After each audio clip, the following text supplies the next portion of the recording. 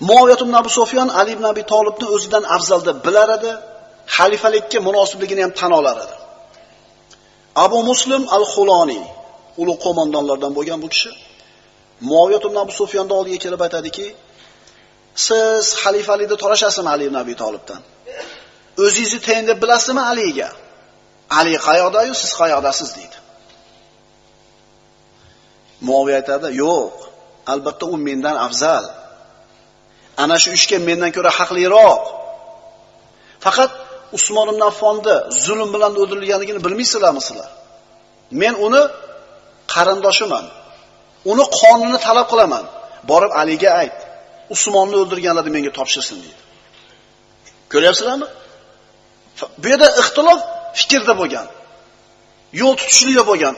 Avval fitnachilar ishini bitiramizmi yoki xalifaga bayat beramizmi?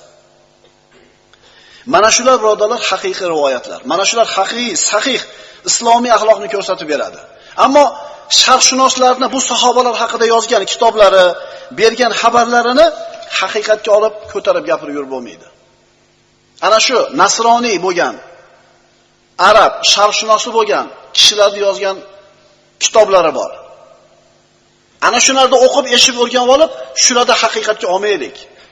Mana ana shu sharqshunoslardan bittasi aytadiki, bu sahobalarga birontasiga nisbatan muhabbati yo'q.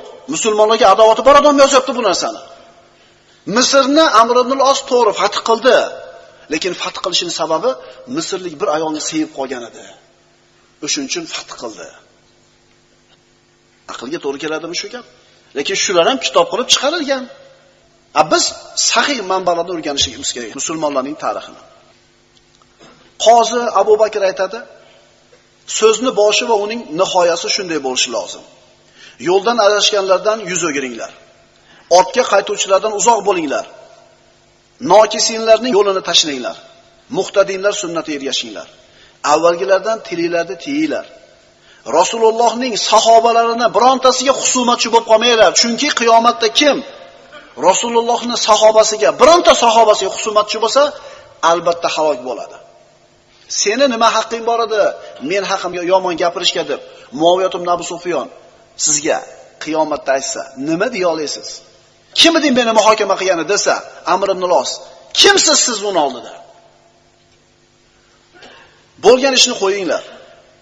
Tahqiq bo'lgan ishni Alloh taolo bo'lishini qazo qildi, demak sodir bo'ldi. E'tiqod amalda o'zingizlarga tegishli narsada jiddiy jahd qilinglar. Uni qo'yinglar. Shuning uchun duo qilaylik birodarlar, Parvardigor qalblarimizni Rasulullohning pokiza, solih sahobalariga nisbatan sof qilgin. Ularni hammalaridan o'zing rozi bo'lding. Tillarimiz va qalamlarimizni ularning sha'nida noto'g'ri so'zlarni aytishdan saqlagin. Bizlarni ularga muhabbatli holda vafot ettirgin. Ularni himoya qilishga, ularning go'zal, nurli va pokiza siyratlarini odamlarga tarqatishga muvaffaqiyatini bergin bizga. Shunday qilib Ali ibn Abi Talib vafot etgunicha Muoviyat ibn Abu Sufyon Shomni boshqardi. Ali ibn Abi Talib esa Shomdan boshqa viloyatlarni boshqarishda davom etdi. 37-yilda birodarlar sulhga kelishildi. 1 yil mobaynida 100 ta sahoba yig'ilib kimni xalifa bo'lishini belgilaydi. Muddat 1 yil. Endi 37-yildan 40-yilgacha, mana 3 yil. 40-yil Ali ibn Abi Talib qatl qilindi, shahid bo'ldi. Mana shu 3 yilda nima ishlar sodir bo'ldi? Nima sababdan musulmonlar bitta xalifaga kelisha olmadi? Sabab musulmonlarning orasidan minglagan kishilarni adashib, ajralib chiqib ketganligi sabab bo'ldi.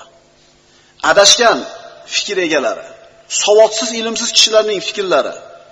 Mana shu fikrlar keyinchalik takror musulmonlar bir-biri bilan urushiga sabab bo'ldi.